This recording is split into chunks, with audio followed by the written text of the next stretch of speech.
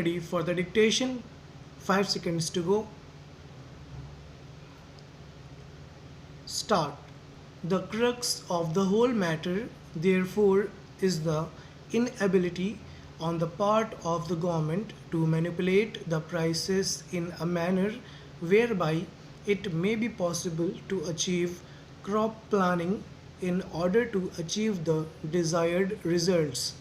As long as this price structure is allowed to move in the manner in which it is moving today, whatever may be the policy of the government, howsoever much credit they may pump into the agricultural sector, whatever the amenities they may give to the agriculturists, it will not be possible for us to achieve the targets in the manner in which we want to achieve. I would have been satisfied if, as a result of this increased agricultural production, the farmer was better off. But we find that whenever there is increased production in response to higher prices, the markets slump down so heavily that ultimately the farmer stands to lose instead of to gain. Therefore, the farmer loses both ways and the country also loses. The farmer puts in more money, more resources in the production of crops for which he expects higher returns, and he loses all that money because the prices are not rising to his expectations, and instead the prices fall down rather, and the country is also losing because there is a very uneven development of agriculture. Therefore, the crux of the whole problem is not just to hold the price line or just to see that black marketing is avoided. That is only one part of the job, a very important part of the price policy, and that has got to be kept in mind. I am not against it. In fact, I am all for it, and I blame the government for not being able to do it so far.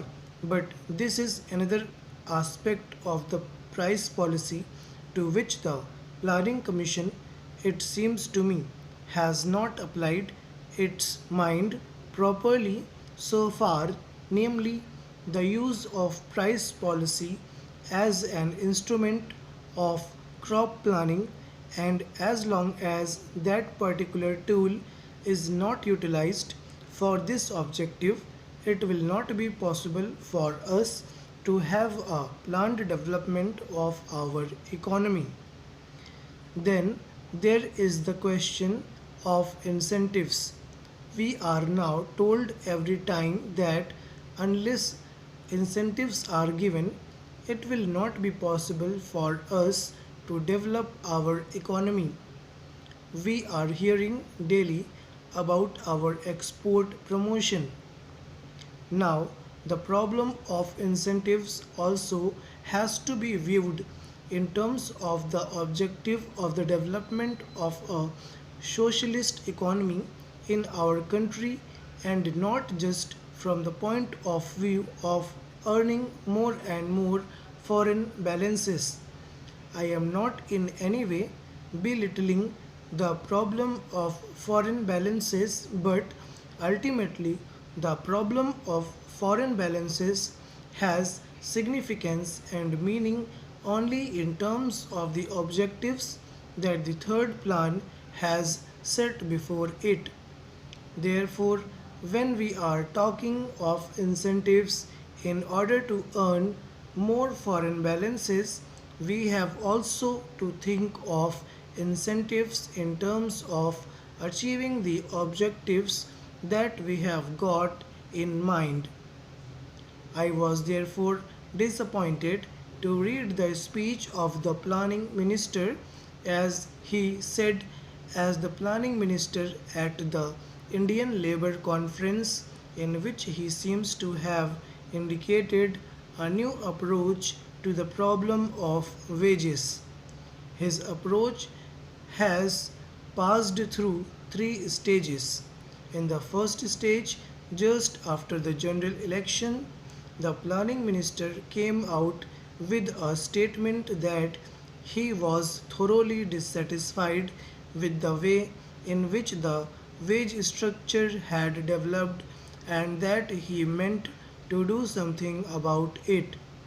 He categorically stated that the real wages had not increased because of intransigence of management, and he further stated that he wanted to do something about it. Then there came about a discussion as to what could be done, and all the industrialists themselves and the financial newspapers in this country came out with the theory that wages could be increased only if productivity is increased, and therefore wages should be linked with productivity. That was the second stage, with increased productivity and wages will be increased. That was the slogan, or that was the principle which was accepted even by the industrialists. But what do we find in the speech of the planning minister to the Indian Labour Conference? There he says that even if productivity increases, the first charge will be in respect of projects which are meant for further employment or creation of more employment opportunities. That means even if productivity increases, it is not that the worker will immediately benefit in terms of higher wages, so that it may be possible for them to improve their standard of living a little bit. Even if productivity rises, the fruits of productivity will go to schemes for creating further employment opportunities in the country. How long are the workers to wait, and what exactly will be the stage at which it can be stated that enough employment opportunities have been created and therefore the stage has come for increased wages? Stop over.